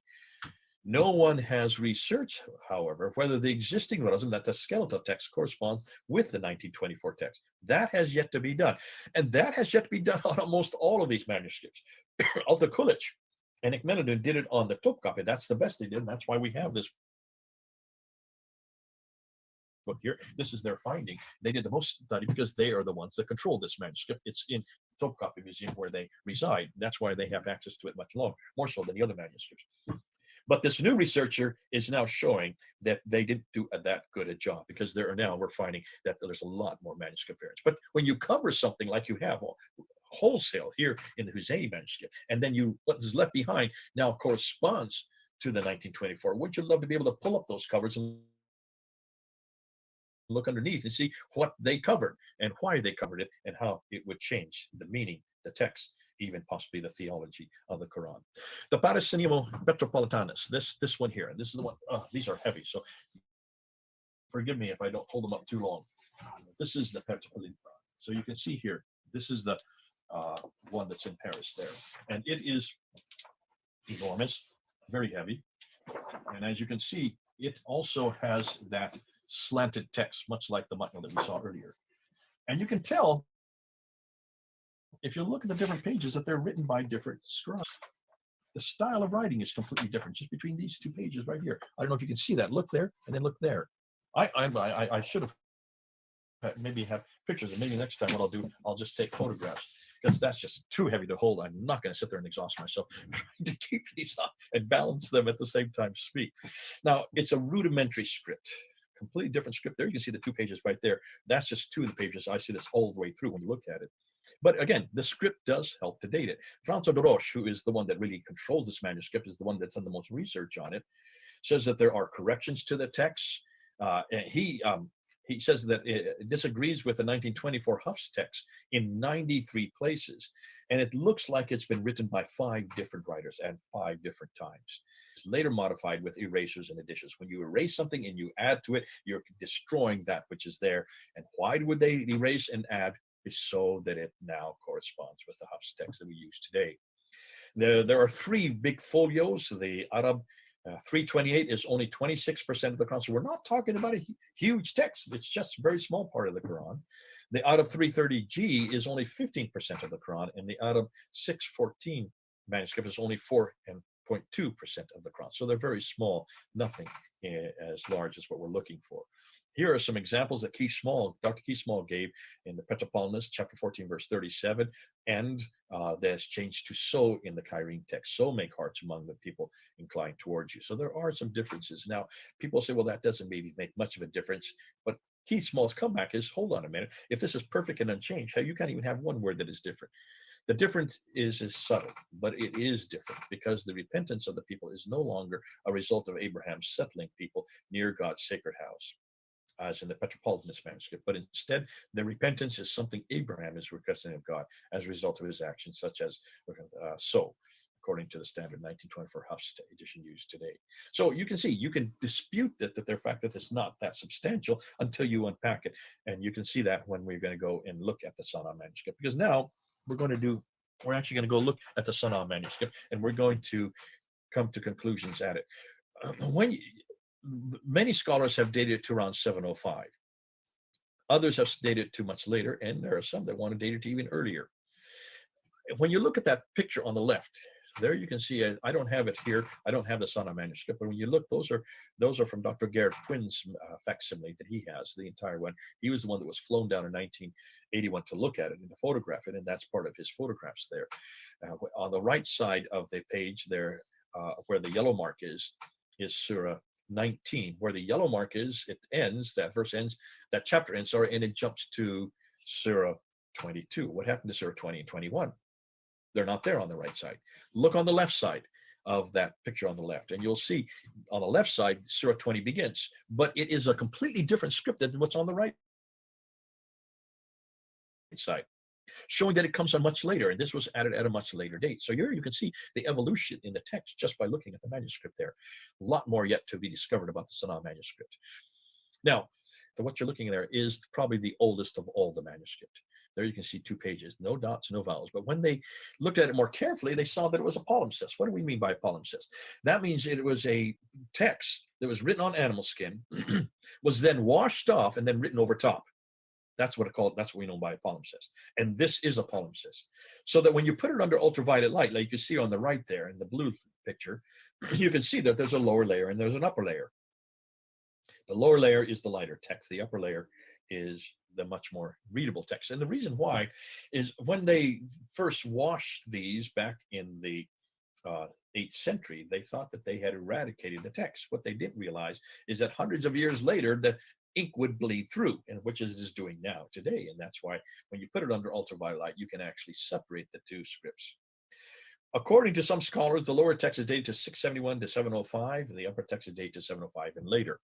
So parts of it are from the 7th century, the lower layer, and the parts is from the 8th century, the upper layer. Now, according to Karl-Heinz Oleg, who was with Gerrit Quinn when they did their survey back in the 1980s and later, he says the Quran began to be compiled in the last 2 decades of the 7th century. So he's talking about the time of Abdul Malik, the last 2 decades from 685 and on, with other versions continuing up until the 9th century.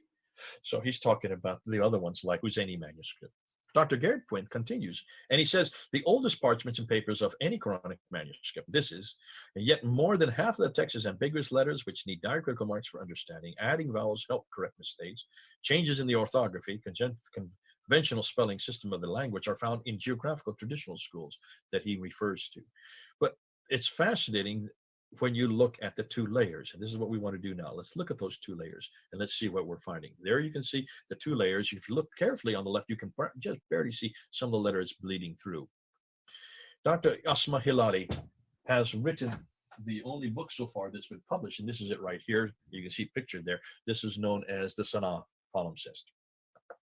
She was just interviewed by Colin from Islamic Critique about a week and a half ago about her book. And I was listening to that interview, and she was very, she stood back from her own book. She pretty much said, I'm not an expert in this field. My area of study is hadith.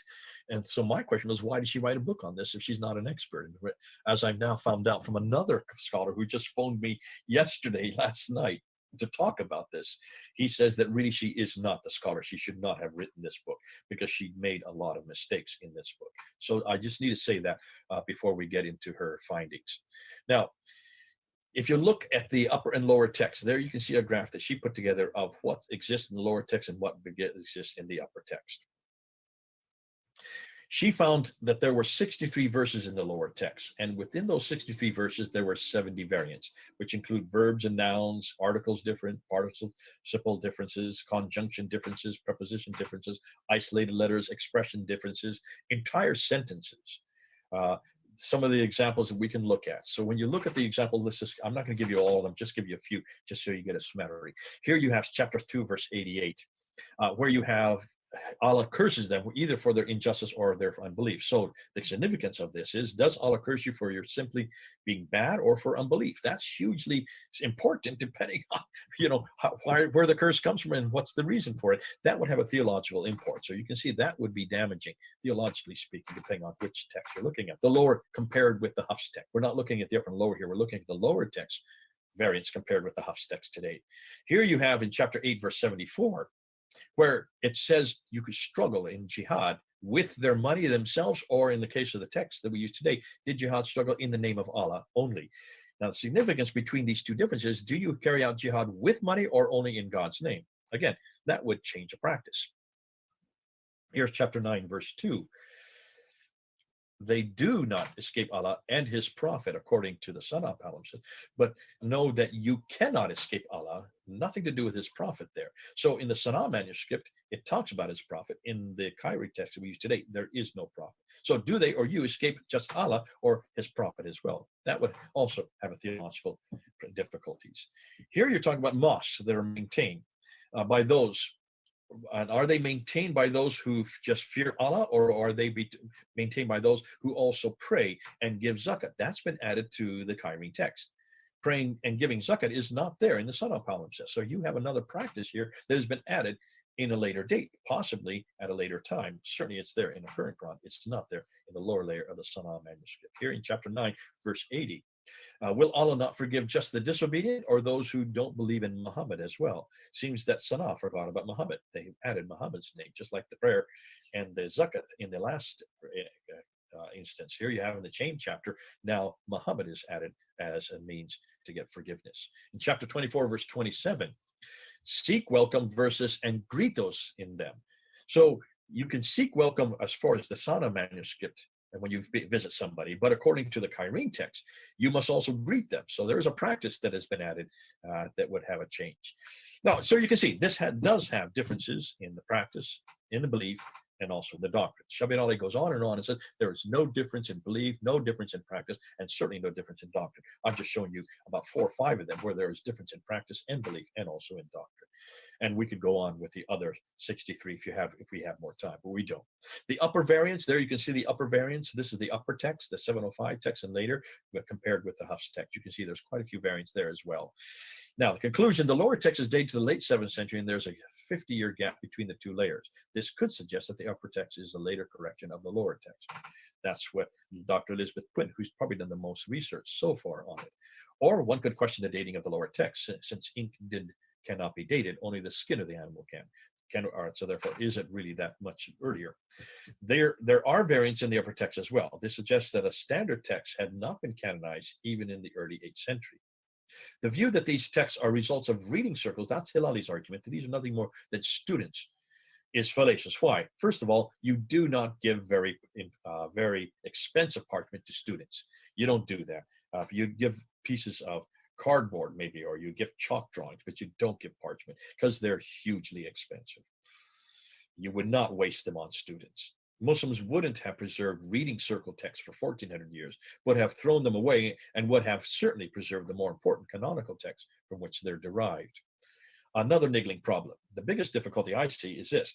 These are the oldest Quranic fragments in existence date. This is the oldest manuscript that by most of the scholars claim, from 705 and later. All the other extant manuscripts are more recent. So why are these layered palimpsests the earliest ones? Where is the original Quran from which these supposed reading texts were derived, if they are reading texts? And finally, are these 2 palimpsest layers an example of the nascent Quran in its early formation, or are there either of these 2 layers parallel to the eternal tablets in heaven? Since there are so much difference from the Quran we are using today, then where is the original manuscript for the 1924 Hafs text used around the world? We're still waiting. Now, just some new information has come in yesterday from a scholar who is now authority on this manuscript. And he just talked to me on the phone yesterday, and he says that the lower text is much more prolific than what Asma Hilali has found. She did not do a very authoritative job. But then she admitted in the interview just a week and a half ago that she is not a scholar in this area. So that's unfortunate. So far, this is the only published work we have to which to go on. He said that there are much more of the lower text and that it contains almost 11% of the Quran. Ooh, and he says, wait till you find out what we've now found in that lower text. It does not agree. And it has even more damaging variants than what she has put out. And he says that the lower text he actually puts earlier than Uthman. In fact, he said the lower text could be even pre-Muhammad, pre-632. And he says this could be the text that is from Kufa, that is from Iraq. This could be Ibn Masud's text. that all the traditions talk about. And remember, we talked about the qira'at last week, and we talked about the fact that, and I just said it earlier today, that there are these other manuscripts there in Damascus and in Kufa, and also in Damascus, Kufa, and also in Basra, that do not agree with the manuscript that was put together by Zayd ibn Thabit.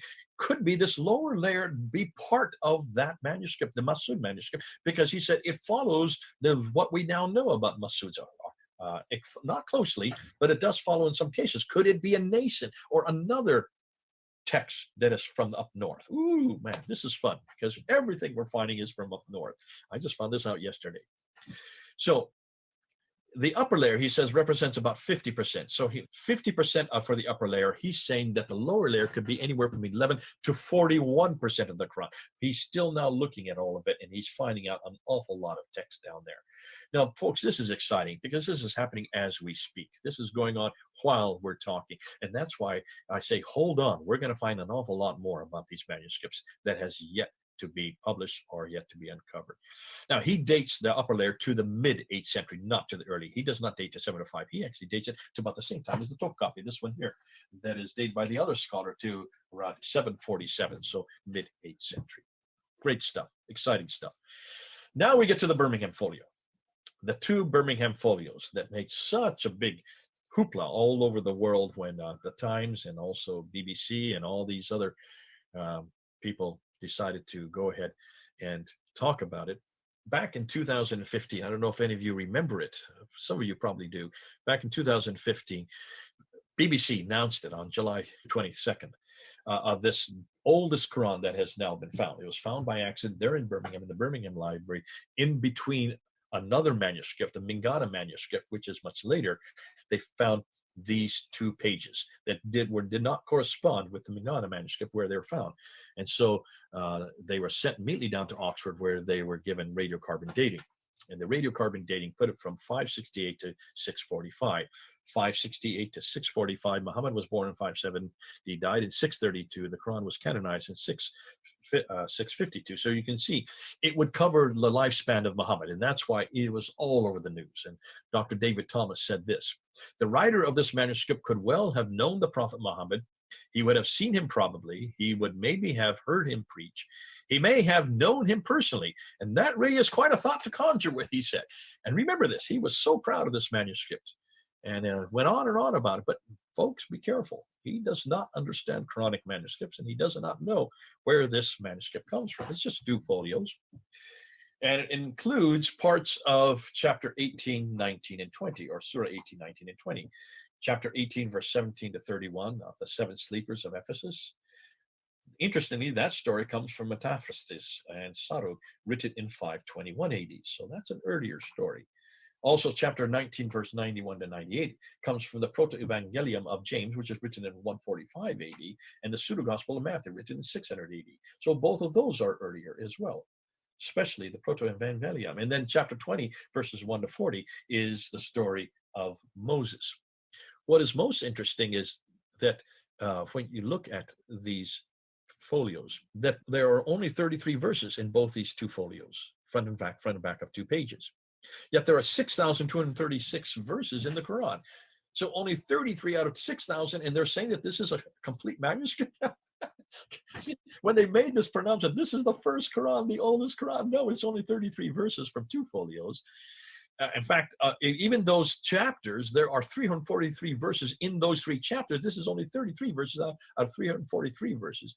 So it's not even the majority of the verses in those chapters that they represent. What happened to the rest of the other 300 verses? Why aren't they there, and why aren't they in the same sequence that we see here?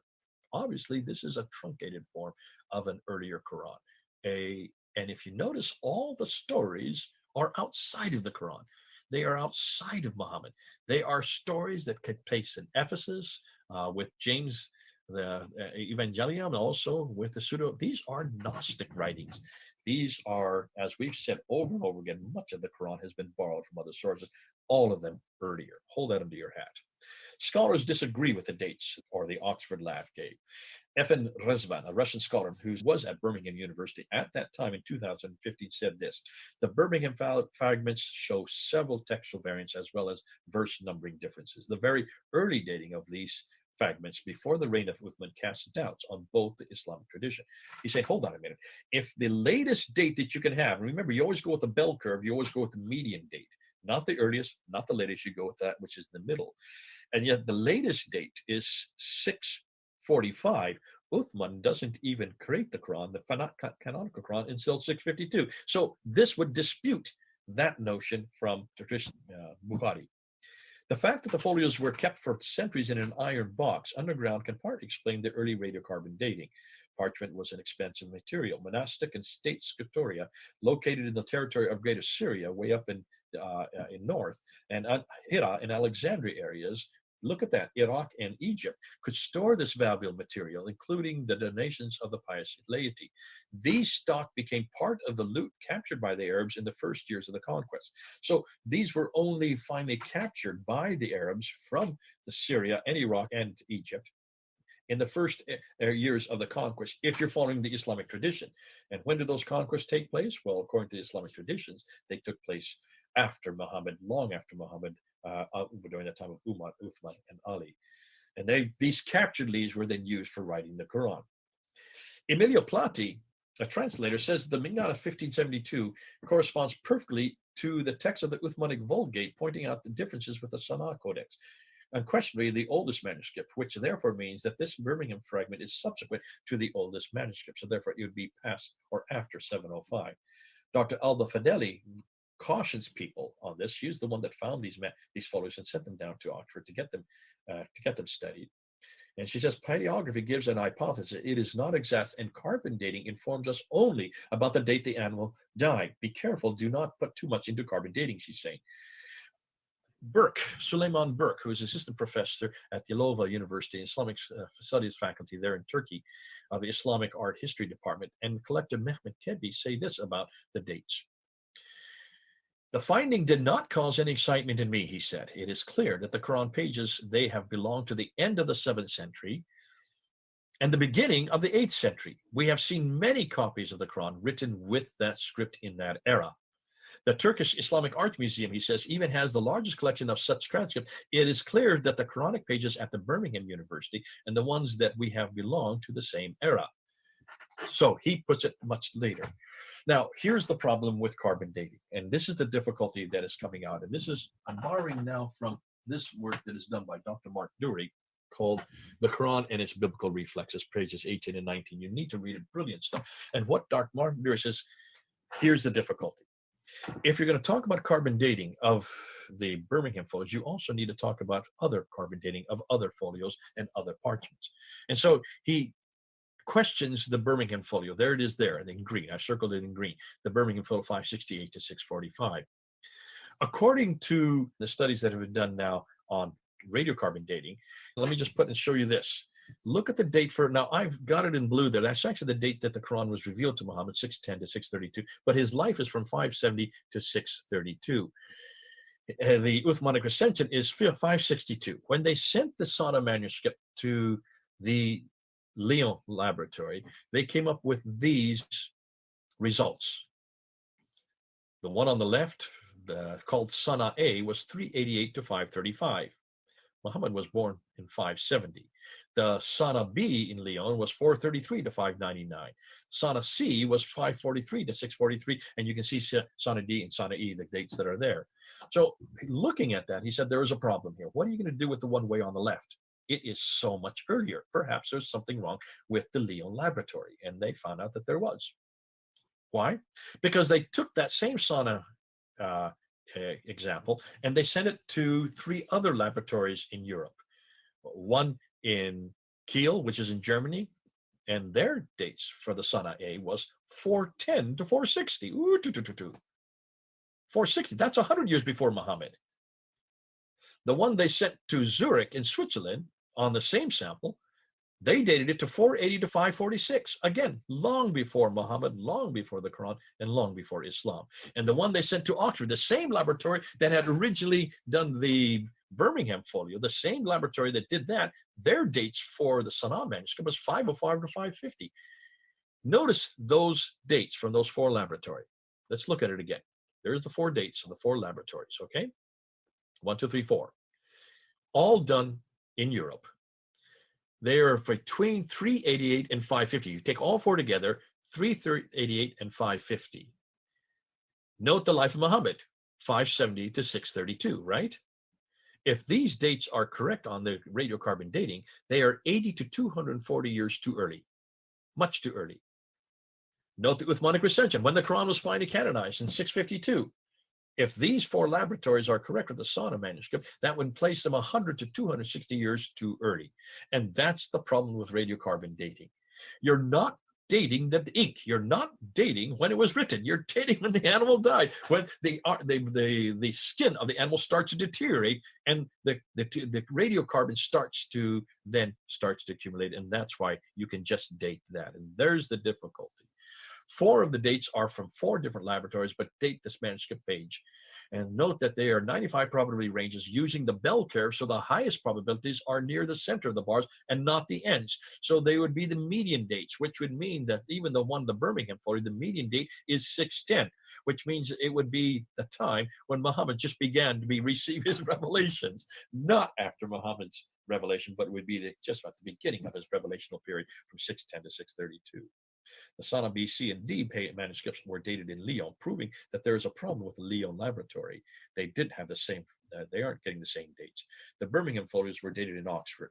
All four Sana examples dated by four laboratories completely predate Muhammad, the Quran, and Islam. All the folios, including the Sana ABC, D, and Birmingham folios, except for E, predate with Uthmanic recension, proving that there's something seriously wrong with these datings or with the whole practice. Now, Mark Dewey says possibly there is the reason for these wrong dates or these early dates is that the sheep were eating a lot of seafood, which is older carbon. Maybe, hardly likely. Why would they be eating seafood? Or the standardization is incorrect. I think probably that. The parchment was being stored up for a long time before it was being used. Maybe they stored up for 200 years. The traditional dating of the Quran is wrong, and the Quran was created sometime around 450 to 500 AD, and the Muhammad story was attached to it much later. That's another possibility. He noticed that none of the really early manuscripts seem to have the verses referring to Muhammad in them. Those passages are missing in the earliest manuscripts. Is this a coincidence? Or could this be a combination of all of the above? Now, my solution is I agree with the graph that it is disturbing. There is possibly a problem with carbon dating due to its inaccuracies. Therefore, I agree with Dury on that. Due to the expensive nature of the skins and the highly unlikely period of time that I therefore I say no to point B. The traditional dating of the Quran is probably at fault because it comes from the 9th century, which is simply too late to be credible. Since Muhammad is not listed in the earliest dated folios, this suggests that the Quran is made up of borrowed material, which would naturally predate Muhammad and the Quran and the Islam. Look at those stories in chapter 18, 19, and 20. They are nothing to do with Muhammad. They are nothing to do with Islam. They are all earlier. Even if you want to say that those are correct datings, you probably are looking at manuscript from which the Quran was borrowed from. I won't go into the rest because I think it just repeats what we've already said. You can read that on your own. But here's my final conclusions. The ink has not been dated. Remember that. It's just the parchment. So this dates of 568 to 640 is only saying when the animal died. If the dates are correct, then the classical account is wrong because the classical account says the Quran was not even created in its final form until 652. It may simply suggest that the three stories in the folios were borrowed from outside, usually simple stories. That's why they are so simple. These folios could be an example of those earlier sources written in Arabic. Scholars like Rezvan, Plati, Fideli, Burke, and Chebi do not agree with the early dates, so it's clear there is not a consensus within scholarship. The four laboratory reports in the Sana manuscript are dated between 390 to 550, so 80 to 220 years, much too early. Thus, they would all be pre-Islamic, pre-Muhammad, pre-Uthmanic, and pre-Quranic. Now, let's then go into Daniel's material. This is the Razm. These are the Razm corrections. This is the 4,000 early consonantal variants that he has now come up with. And this is probably, I think, on an academic level, by far the most damaging of all the material that is out there, is currently out there. On a popular level, the qira'at material that we did last week is very damaging. You can see it's hugely damaging because of the claims Muslims make in the popular culture publicly. But on an academic level, this is by far the most damaging because it from an academic level, it confronts the whole ethos of what the Quran is or what the writings of the Quran are. Now, in his book that he came out with last year, 24th, 2019, he published this 2 hours before we got up on the ladder to introduce it there at Speaker's Corner. He found over 4,000 of these variants. He only shows 22 there. It says 20 on the front, but actually there's 22. These variants include insertions, erasers, coverings, and tapings. What do we mean? Well, there you can see some insertions. They're words that are put above the line. Here you can see erasers. These are removal and then overwriting. Sometimes an aleph is removed or intentionally. Now here you have erasers overwritten where they've erased it and they've written over top of it. They haven't even bothered in some cases to erase it well, or they wrote it with a different colored ink. Here you have overwriting without erasers, either to restore a portion of the text that has faded with time or change the text entirely, as you can see in the lower example, or the selective coverings. And these are a mass censorship that is done by covering over the words or the sentences. And then sometimes they cover and then they write over top. And what they write over top now supports the Huff's text. And then you have tapings where they have block tapings. When he first looked at these, he thought that these were nothing more than there was damage done to the parchment. When we looked on the backside, there's no damage whatsoever. It's obviously that they are centering that text where the tape is. So without much further ado, I want to look at 16 examples just to give you an idea of what we're talking about. When you look at his book, he does 22. I'm just going to go with 16. And here's the first one in Surah 9, Ayah 72. Now, some of you have seen this before, so I'll go through much more quickly because this is also up on the internet. But when you look at these examples, take a look at the hua there. You can see it there where the green arrow is. It's written in a much finer nib. It's put between the lines. You can see it's much smaller than the original text at a different date. Hua means that is. Has been added to the text. Why has been added? You don't need that is there. The reason why is because that is what the Huff's text has. It has that is there. So they brought it in line with the Huff's text. Here you have Lahum in chapter 42, verse 21 in the Bibliothèque Nationale. This is the Tetrapolymous manuscript. And you have Lahum. Originally it said for him, now it says to them. So it's been made from singular to plural. It's gone from to him up to them. Why has it been added? Made it plural? Well, because that's what the Huff's text have. So it now corresponds with the Huff's text. And here is cases where he's added the name Allah. 1, 2, 3, 4, 5, 6, 7, 8, and 9. 9 times where the name Allah has been found on the Fustat Umayyad Codex.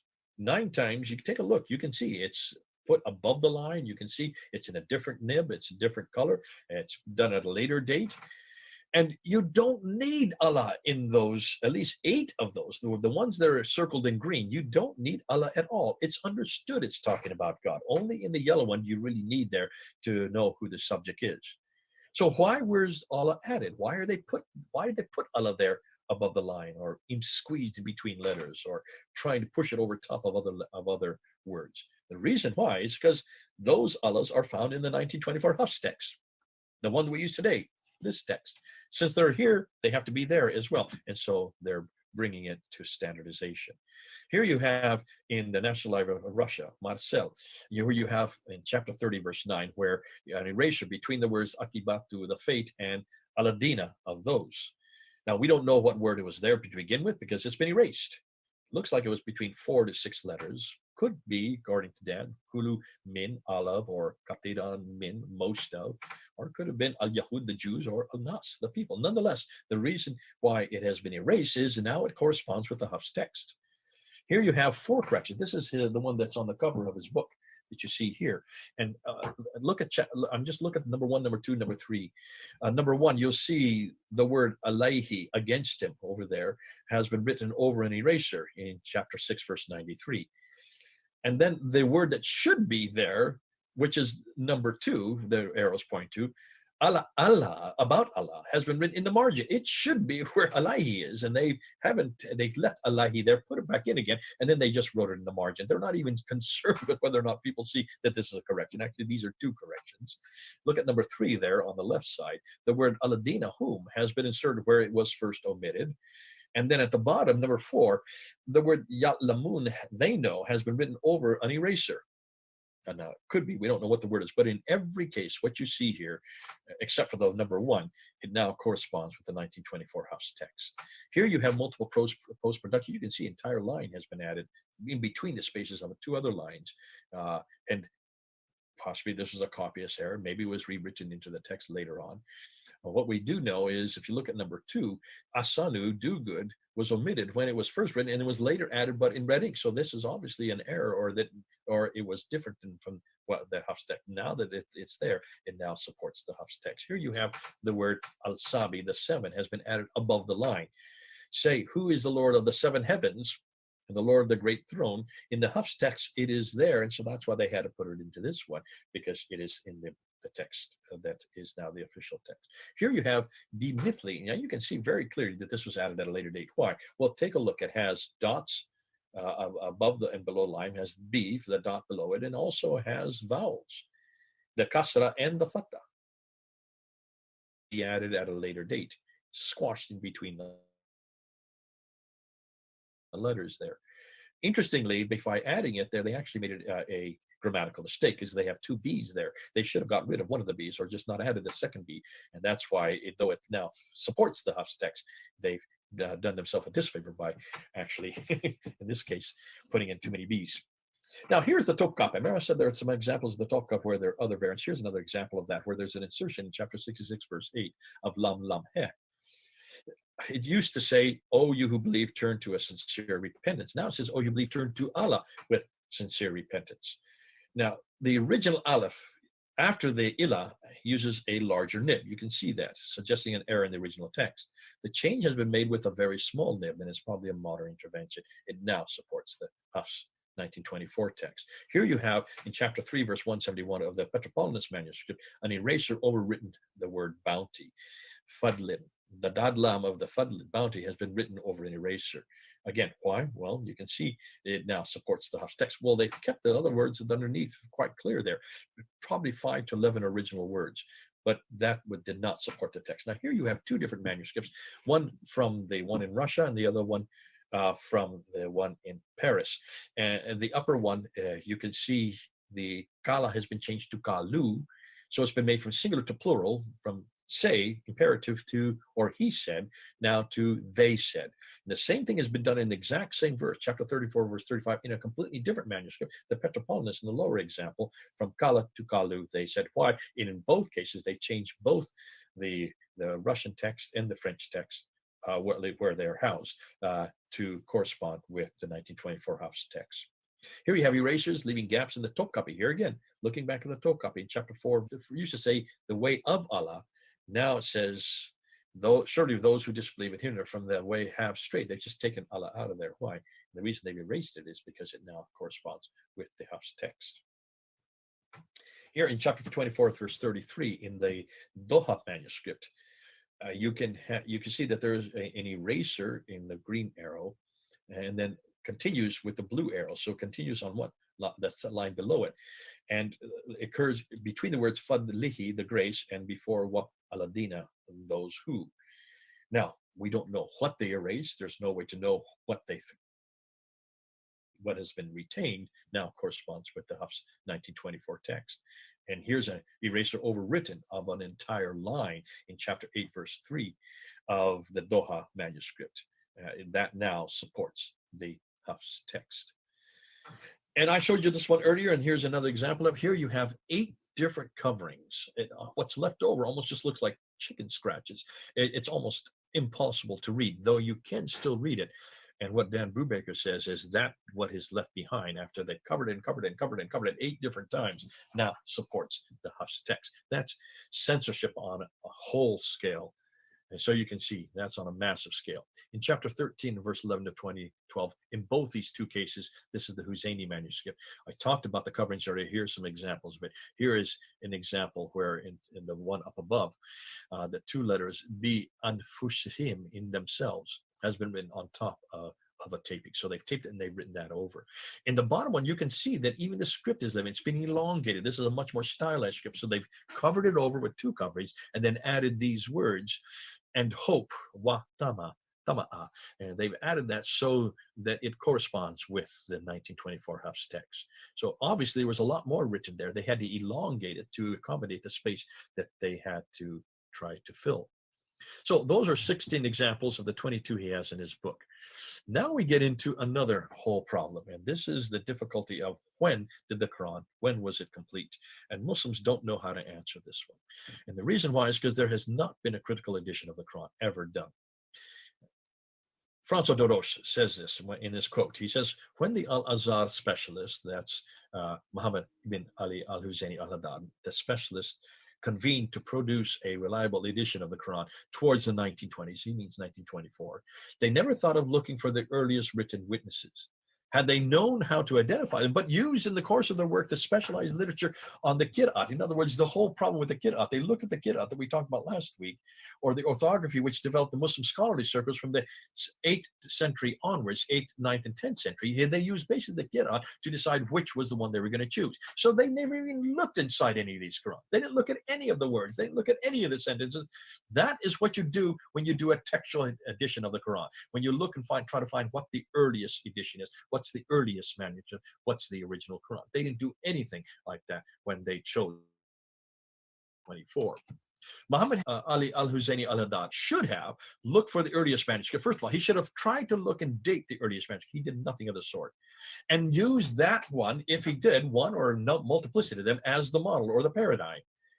And then any other subsequent manuscript which he found, put them in chronological order, and then compare it with the original. That's what we do with the biblical manuscripts. But how did he choose the Hafs text? He didn't do any of that. I don't even think he looked at one word or one sentence. We don't know him doing that because there's nothing there written about how he chose it, except we do know how he did. He didn't open a page, did not compare it with any of the earlier manuscripts. Remember, any of these 6 manuscripts, he could have compared it with them. He didn't. He didn't even compare it with the 29 other qira'at versions, which he threw out. He didn't look at any of them. He didn't do any comparison between the 29 and the 1. He just took the 29 and dumped them into the Nile. He chose the Hafs because the Ottomans had chosen it. And he was still under their jurisdiction theologically because they were still in power theologically, not politically, but in power theologically. And that's why, since they liked it, he liked it. And why did they choose it? Well, we understand the reason they chose it is because it was from Kufa, close to them, and because it was easy to read. That's it, folks. That was the reason that this book was chosen. Oh dear, this is not how you do any critical analysis of a text. Look at the biblical manuscripts we have. Take a look at the Codex Vaticanus and the Codex Sinaiticus. Those are the 2 earliest complete metropolitan codices. They became the model for all other manuscripts because before these were discovered in the 1800s, they only had the Latin Vulgate, and the Latin Vulgate doesn't agree with many of the Greek texts, and that's why we then now go back to the earlier Greek texts, but they're not originals. They're from the 4th century. The Alexandrinus that's on the right there is from the 5th century. It's also in the British Library. So those are the 3 metropolitan codices. By knowing what they say, by opening up, reading them, comparing them together, we now pretty much know 99.9% of the biblical text. That's why you need to do a critical textual analysis of the Quran, already done in the Bible. Now, about a year ago, well, a little over a year ago, in June of last year, I was there on the ladder to introduce this book. This is 2 hours after it had been published on May 26th. And while we were on the ladder there, Mansour Ahmed, the guy on the right, I'm not going to show you the video because it would take too long, but it takes about a half an hour, but you can go and see it on Fander Films. He gets up on the ladder and he is the one that really should have taken us on because he is part of the Islamic Awareness website. He is in charge of the manuscripts for the Islamic Awareness website. So he is considered to be one of the leading scholars on the Islamic Awareness website. And so that's why it's very important that we did use him, and it's very important that he did come up and confront us. And he spent about a half an hour trying to dispute of these variants, trying to say they're nothing more than copyist errors. That's all he could come up with. But then he says we can know that there is a continual textual tradition of the complete Quran all the way back to the time of Uthman. He first said Muhammad, and then he quickly changed it when I turned on him on that. He said, well, to the time of Uthman, to 652. So he said that, and it's right there on the video. You can watch it. 20 different cameras where they're picking this up. A complete textual tradition from today all the way back to the time of Uthman. So I turned on him and said, oh, great. So show me, where is this textual tradition? Show me where this manuscript are that you're talking about that even exists at the time of Uthman. Where is it? Show me one. And he went quiet. He didn't answer. So I said, well, how about the 7th century up until 699? Is there any? And he wouldn't answer. And then I said, well, then how about the 8th century? And then finally he turned on me and he says, Jay, you're not listening to me. I said, by the 1st century AH. Well, he didn't say that earlier. He said back to Uthman, because the 1st century AH goes from 622 up till 719. So he did not say that initially. He quickly changed it when he realized that he was being filmed. I said, okay, let's go to 719. I gave him 2 extra years. I said 721. Can you show me any complete Quran, 114 surahs, that is before 721? And he said at that time, we have 97% of the Quran. What is he talking about? He's talking about this here. This is up on the Islamic Awareness website. He's probably the one that's responsible for putting it up there. And he looks at the accumulative number of surahs of the Quran up until 719, up until the 1st century. And when you add them all up, all the surahs from all the manuscripts that they claim are before 719, you get 96% of the Quran, not 97, as he said on the latter, 96. So within the first 100 years after Muhammad, now if that's the case, that's 732, but he's saying 719, that they can find 96% of the Quran. How do they get to that figure? What is he talking about? You need to look at their website. When you go up on their website, this is the graph they put. This is how they get to the 96% of the Quran. They are looking at 63 manuscripts, they call them. Manuscripts. There they all listed there. You can see them all on the left side. And look at all the parts in red. That's how much of the Quran each one of those manuscripts are contained. The best is the one at the very top. That's a manuscript 2165. That's the Ma'il manuscript. That's this one right here that I have right here. This one. This is the Ma'il that they're saying is 22% of the Quran. That's the best they've got. And they're dating that one before 719. But can you see? Look at, most of them are just little fragments. These are 63 fragments. There may be an ayah here, an ayah there, a verse here, a verse there. That's all you're talking about. And the bigger ones are not even half of the Quran. The biggest one, the Ma'il, the one I just showed you, takes up and gives the really half, 50% of the Quran comes from just one manuscript, the very first one, which they all date before 719. Now, here's where I want to dispel that. I want to look and ask that. Are any of them before?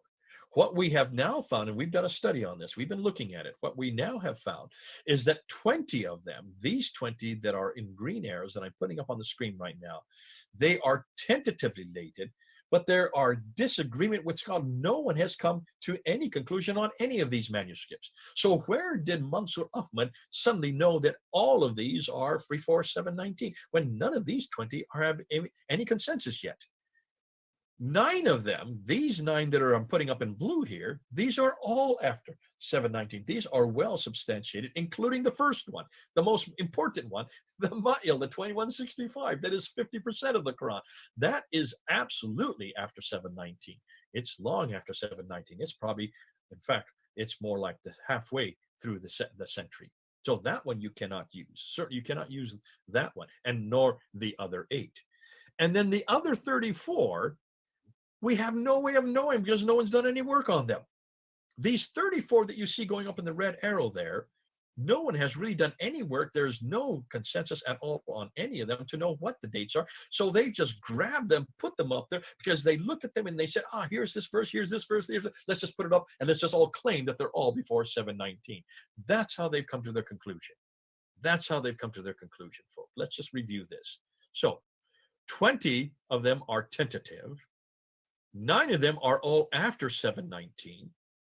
And the other 34, no one has any way of knowing.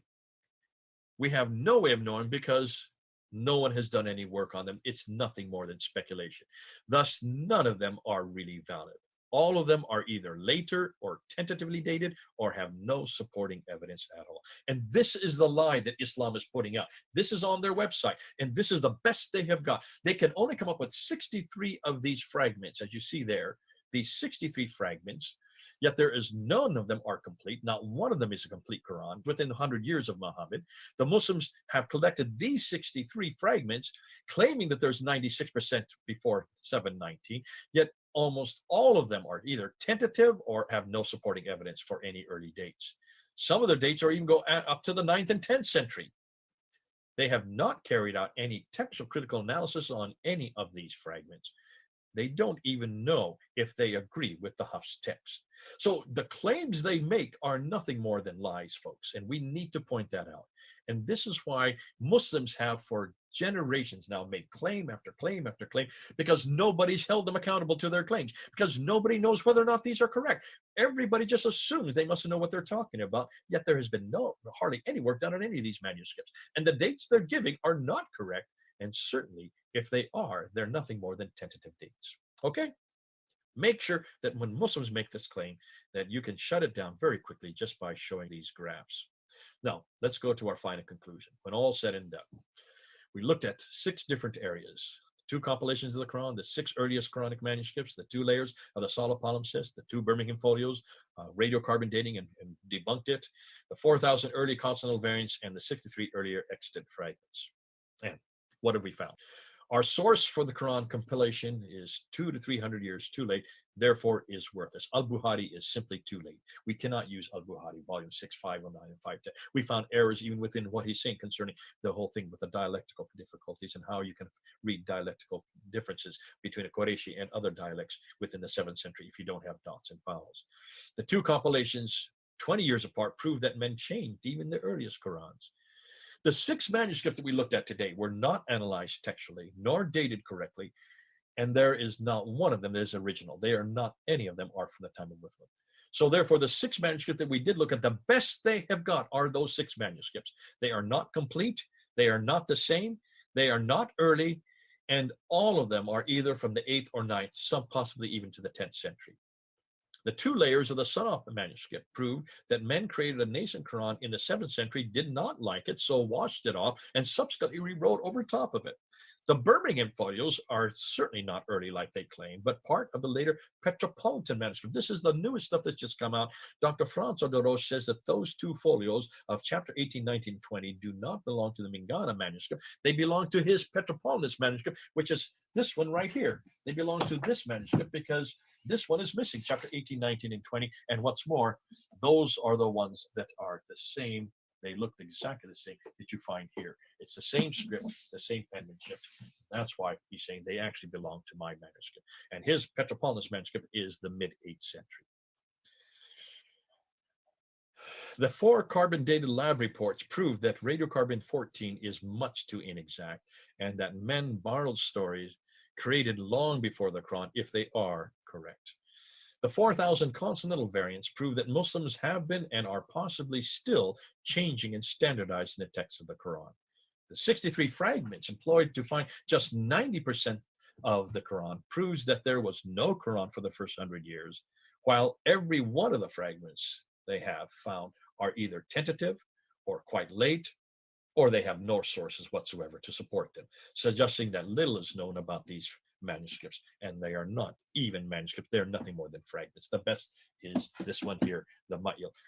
The 2 compilations, along with the 6 different manuscripts, along with the changed palimpsest and the 4,000 consonantal variants, as well as the 63 supposed early fragments, prove that when Muslims find problems with their Quran, they either burn them or wash them or erase them or cover them or sink them in the Nile to destroy the evidence, or now delete them off the internet.